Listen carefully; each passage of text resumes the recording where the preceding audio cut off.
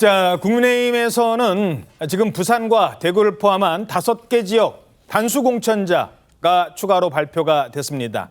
눈에 띄는 사람이 있습니다. 단수 공천이라는 게 뭐예요? 경선 안 치르고 바로 총선에 직행. 용산 대통령실 출신 주진우 전 비서관, 국민의힘 우세 지역에 단수 공천 받았습니다. 오늘자 국민일보 3면입니다.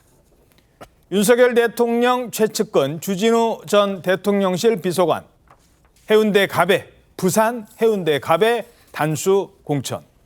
그리고 영남 일부 지역에선 현역대 용산의 경선이 예상된다라고 분석을 하고 있습니다. 주진우 전 비서관, 국민의힘 우세 지역에 단수 공천받은 대통령실 출신 첫 인사가 된 겁니다. 자, 국민의힘은 단수 공천한 이유를 이렇게 설명하고 있습니다. 주진우 비서관 같은 경우에는 단수 공천 요건에 확실히 해당하고 차이도 많이 나고 이래가지고 빨리 하는 게 좋을 것 같아요. 다른 후보자들은 상대 후보에 대해서 우위에 있는 경쟁력 후보자가 없었습니다. 질문하신 취지가 대통령실 출신인데 단수 추천했느냐는 취지인 것 같은데 단수 기준에 해당함에도 불구하고 그 출신에 따라서 굳이 역차별을 받아야 될 이유는 없다고 생각합니다. 자, 주진우 전 비서관, 해운대 갑. 여기는 원래 하태경 의원 지역구잖아요. 지난 총선에서도 이겼던 지역구입니다. 여기에 단수 공천됐다. 어떻게 분석하십니까? 부산의 지역구가 18개인데요. 그중에서 이제 국민의힘이 거의 뭐 양지라고 할 수 있는 곳이 있고 약간은 험지라고 할 수 있는 곳이 있습니다. 예. 민주당 의원이, 현역 의원이 거기서 3명이죠. 자, 그런데 해운대 갑은 하태경 의원이 내리 3선을 한 지역이에요. 예. 그래서 이제 부산에서는 민주당 공천에 민주당은 험지로 이렇게 분리되는 곳이거든요. 그런데 저기에 지금 그 경쟁자가 2명이 더 있어요.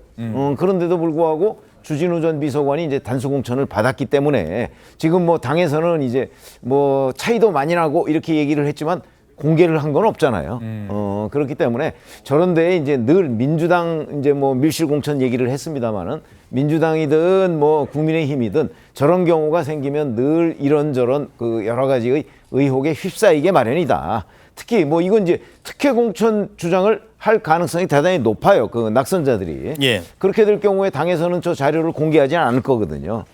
그래서 저런 부분에 대한 관리가 대단히 중요해 보인다. 이렇게 말씀을 드립니다. 예. 저는 이럴 거면 하태경 의원 왜 나가라고 했죠? 좀 이런 생각이 들어요. 예? 그러면 거길 비워서 신인들이 경쟁하고 아니면 뭐 신인들을 양성하는 데 필요한 데 쓰이고 뭐 이렇게 하자고 한 거잖아요. 그리고 용산 출신이면 당당하게 민주당과 겨뤄가지고 용산의 어떤 선명한 업적, 성과 이런 걸 가지고 싸우는 데 가야 맞는 거 아니겠습니까? 그런데 이렇게 완전히 뭐 그 당 명만 가지고도 사실상 배지를 단거나 다름없는 곳에 윤석열 대통령의 최측근을 갖다 꽂고 그리고 이후에 초기에 좀 공천 관리를 잘했다 싶었는데 그 이후에 현역들 물갈이도 거의 없는 듯이 이렇게 간다면 제가 볼 때는 이게 과연 앞으로 이게 민주당의 공천과 어떤 차이가 있는 건가? 앞에서 눈가림, 눈속임만 좀 하고 사실상은 그 비슷한 공천을 하기 위해서 앞부분에 눈가림을 국민의 눈가림을 한 거 아닌가 이렇게 비판을 받을 가능성이 높다고 봅니다. 지금 이제 용산 대통령실 출신 단수 추천자 3명인데 뭐 서울 중랑이라든가 경기도 의정부 갑은 지금 현역 의원도 국민의힘이 아니고 민주당이고 그러니까 험지로 단수 출마하겠다는데 그것까지는 말리긴 뭐한다. 근데 주진우 의원은 해운대 갑을 꼭 단수로 추천해야 되겠느냐. 이제 이 지적 어떻게 보십니까? 아니 그것도 시스템 안에서 이루어졌다면은 불이익을 줄 수는 없는 거죠. 그러니까 시스템이라는 게 결국 뭐 여론조사나 그러니까 아니면은 뭐 그 현역이면 당무감사 이런 거겠지만 비현역이니까는 주로 여론조사나 면접에 의존을 했을 텐데 그 시스템을 돌려서 그 안에 있었다면은 오히려 역차별을 할 수는 없는 겁니다. 일부 지역에서는 용산 출신 역차별 이야기도 나와요. 그런데 지금 전체 보면은 단수가 86, 그다음에 우선 3고 돼서 89곳이 공천이 확정됐잖아요. 이 중에 조금 전에 말씀드린 3명이지 않습니까? 3명이고 2명은 험지로 가고 민주당 중진이 있는 험지로 가요. 그리고 한 사람인데 거기다가 이 용산 출신이 지금 38명이 출마를 했어요. 출사표를 던졌어요. 38명인데 1차 어쨌든 그 단수 추천 중에서 3명이 된 거죠. 험지 포함해서 3명이 됐으면은 한 10%된 겁니다. 10%가 채 안 되는. 채 안 되는 게 된 거예요. 그런데 그것도 아마 이 그 시스템으로 모든 것을 그 여러 가지 요소들을 넣어서 돌린 결과로 아마 그쪽에 그 나왔다면은 주진우 전 비서관이 나왔다면은 그걸 가지고 뭐 용산 특혜라고 이야기하기는 좀 한계가 있다고 보는 거죠. 제가 짧게 좀 반론을 제기 안 할 수가 없는 게요. 물론 지금 민주당이 더 시끄럽긴 합니다만 기본적으로 민주당이 시끄러운 걸 제어하는 방식을 제가 2가지를 말씀을 드렸잖아요. 투명성이나 희생이 있어야 되는데 여기도 그게 없어요. 그리고 지금 용산 출신이 없긴 하지만 사실상 현역 중에서 친윤 의원들이 줄줄이 현역 물갈이가 없이 지금 공천이 되고 있습니다. 그건 왜일까? 민주당 입장에서는 이러면 결국은 한동훈 비대위원장이 처음 올 때 김건희 여사만은 건드리지 마라. 이 공천이 만들어지고 있는 거 아닌가 이렇게 비판을 받을 가능성이 있기 때문에 저는 국민의힘에서는 좀 더 관심을 가지고 공천의 방향을 좀 새롭게 할 필요가 있다 이런 생각이 듭니다. 예. 자, 이번 국민의힘 공천에서 또 한 명 주목되는 사람이 있습니다. 울산 북부는 북부대로 현재 가지고 있는 당내 통합을 할 수 있는 후보를 세우는 것이 그것이 선거를 이기는 길이다. 그렇게 설명을 드렸고 선거에 이기기 위해서는 현재의 구도가 올바른 길이다. 울산 북부 선거는 늘 그런 식으로 우리가 당내 분열이 있었을 때 선거를 졌고 구도가 3자 구도일 때는 우리에게 유리하게 전개되었다 하는 점을 항상 유념해 봐야 된다는 그런 취지의 얘기였습니다. 지역구를 옮길 의향이 있냐는 질문이 직접 나온 건가요? 그렇게 직접 나온 건 아닙니다.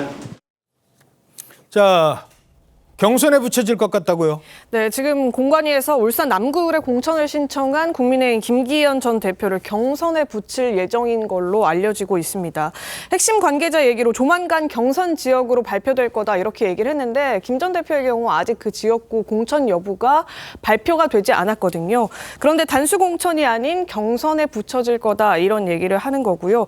일각에서 그전에는 울산 북구로 김 전 대표가 재배치될 수 있다 이런 얘기도 나왔었는데 다만 그 가능성에 대해서는 선을 긋고 있는 분위기입니다. 반면에 이제 울산 중부가 지역구인 박성민 의원 친윤계로 분류가 되는데요. 이 친윤계 박 의원 같은 경우에는 단수 공천을 받을 가능성이 높은 걸로 현재까지 전해집니다. 자, 울산 남구을 요 지역이 좀 알고 보시면 재밌습니다. 현역 김기현 전 대표와 지금 대결할 것으로 전망되는 사람이 누구냐? 박맹우 전 의원입니다. 일단 두 사람 신경전이 만만치 않습니다. 김기현 후보에게 선당 후사의 입장에서 북구를 보냈는데 그거 안 간 것에 대해서 설명을 묻는 것 같았어요. 그쪽의 답은 국회의원이 지역구로 옮기는 것은 쉬운 일이 아니다. 라이벌이냐고 물어봤다고 질문하신 거예요? 그렇게 너무 막연하게 질문하시니까 라이벌이었다라고 할 수도 없고. 예, 라이벌이었다라고 할 수 없다. 자, 두 사람 정치적으로 어떤 인연이 있는 분들입니까? 아니 둘 다 울산시장을 했던 경험이 있고요. 그다음에 국회의원을 했던 경험이 있고. 그러니까 둘이 한 사람은 울산시장하고 한 사람은 국회의원하고 또 한 번은 그걸 바꿔서 하고 뭐 이렇게 됐었거든요. 예. 그래서 이제 김기현 전 대표의 경우가 이제 더 승리한 경우가 많이 있죠. 이러다 보니까 이번에 이제 박맹우 전 울산시장이 김기현 전 대표한테 이제 다시 또 도전을 하니까 여러 번 승패가 엇갈린 사람들이 다시 지금 울산 남구을에서 붙었다. 근데 어찌됐든 김기현 전 대표는 지난번에 이제 여권 내에서 불출마 압박을 받지 않았습니까? 그런데 그거를 어찌 보면 방어를 하고 버티기에 성공했다. 그런데 이제 경선이라는 고비를 하나 더 넘어야 한다. 이렇게 볼 수 있겠습니다. 예.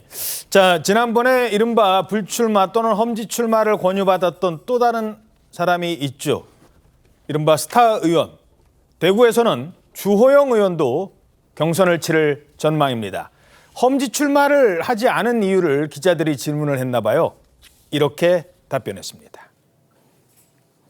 내 경험에 비추어 보면 선거 준비는 최소한 2년 전부터 해야 하고 당선의 목적이라면 험지 배치는 성공하기 어렵다. 지난번에도 그랬지 않았느냐. 다만 험지 가는 것 자체가 목적이라면 할 수도 있는 일인데 승리 목적이라면 선거 코앞에 두고 옮기는 것은 너무 늦은 것이 아닌가 생각한다는 그런 이야기였습니다.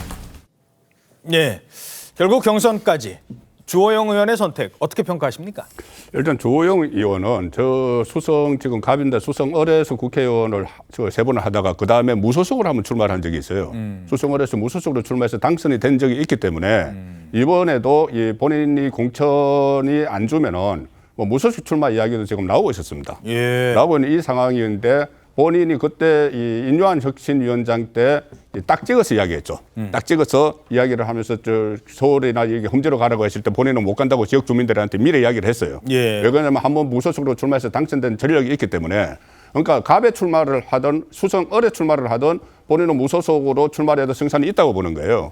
이 상황인데 만약에 이번에 공천에서 배제를 했으면 지금 현역 그 지역구 의원 중에서는 컷오프 단 한 명도 없습니다. 만약에 배제를 했으면은 이 본인이 그 어떤 무소속 출마를 이야기를 하겠지만 일단은 그 경선 대상이 들어갔습니다. 정상한 전 그 검사와 같이 이 경선을 하기로 돼 있기 때문에 이 경선에 응하고 나면은 무소속 출마를 할 수가 없죠. 그런 상황이어서 주호영 의원 같은 경우는 만약에 이번에 본인이 당선이 되면은 국회의장을 꿈꿀 수 있는 그런 상황이어서 예. 또 본인 입장에서는 국민의힘을 떠나기도 어려운 그런 그 처지이기 때문에 아마 경선에 임해서 이번에 뭐 6선에 도전하는 그 길을 갈 것 같습니다. 자, 그러니까 그동안 인요한 혁신위원장이 과거에 콕 집었던 두 사람 결국 경선까지 가게 된다는 겁니다. 그런데 요즘 공천을 앞두고 바로 이분한테 예비 후보자들이 그렇게 전화를 한다고 합니다. 이제는 정치인이 희생을 하고 국민이 얻는 그런 세상이 돼야 됩니다. 그래서 경북 경남의 스타들이 좀 서울에 올라와서 그런 분들도 결단 굉장히 경쟁력 있는 사람들이 서울의 험지에도 오고. 요즘에 인요한 위원장한테 그렇게 전화를 하는 분들이 한 50명 가량 된대요. 어떻게 보십니까? 그러니까 기본적으로 인요한 위원장의 그 인지도가 상당히 많이 올라갔다 이렇게 좀 보여지고요. 그리고 그때 이야기했던 것들이 그 굉장히 정치권에 미묘한 파장들을 많이 낳았어요. 그렇기 때문에 인요한 위원장이 오면은 기본적으로 개혁의 이미지 이런 것들을 좀 가져갈 수 있지 않을까. 그래서 선거에 도움이 되지 않을까 해서 지원 요청을 하는 것도 많은 것 같고요. 인지도가 올라갔기 때문에 나와서 총선을 뛴다면 후보로서도 경쟁력이 있는 거 아니냐 이런 차원에서 하는 것 같은데 저는 개인적으로 이걸 좀 세세하게 한번 볼 필요는 좀 있다고 봅니다. 결국 통합을 이야기했는데 유승민 의원이라든가 등등 대사면 한 사람들 중에 통합한 사람 별로 없잖아요. 이 부분도 좀 봐야 될 것 같고 희생 헌신을 얘기했는데 제가 볼 때 지금 좀 아까 제가 말씀을 드렸지만 현실적으로 이렇게 희생을 한 사람은 장제원 의원 말고는 눈에 보이질 않아요. 그런 상황에서 저는 한동훈 비대위원장이 지금 민주당이 너무 못하니까 지금 반사이익을 얻고 있지만 조금 정신을 차린다면 이 부분은 다시 한번 돌아봐야 될 부분이라고 저는 봅니다. 예. 자, 어찌됐든 인요한 위원장과 통화를 해서 뭔가 도움을 얻으려는 사람들이 많은 것 같습니다. 요즘 사실 저도 전화 받거든요. 여론조사. 뭐 이거 어떻게 하냐고. 참 전화들 많이 하는 정치인의 평소에는 문자 안 하시다가 갑자기 막 문자가 막 이렇게 저를 도와주십시오. 제가 열심히 하겠습니다. 전화를 많이 하는 건지. 근데 아까 민주당 저희들이 그 여론조사 할 때 전해드렸을 때 이분은 빼고 했다라고 했었는데 이 민감한 시기입니다. 요즘에 누구도 이름 빠졌더라 이러면 그러면은 또 어떻게 되는 거 아니야 할까봐 저희들이 앞서 이렇게 네 분이라고 쭉 말씀을 드렸었는데 당사자가 직접 전화가 왔어요? 아니라고? 네. 특히 저기 세 번째 있는 김상희 의원이요. 그 여론조사 어떤 여론조사인지 알고 있는데 김 의원이 빠졌다는 보도는 사실이 아니다 이러면서 입장을 알려왔는데요.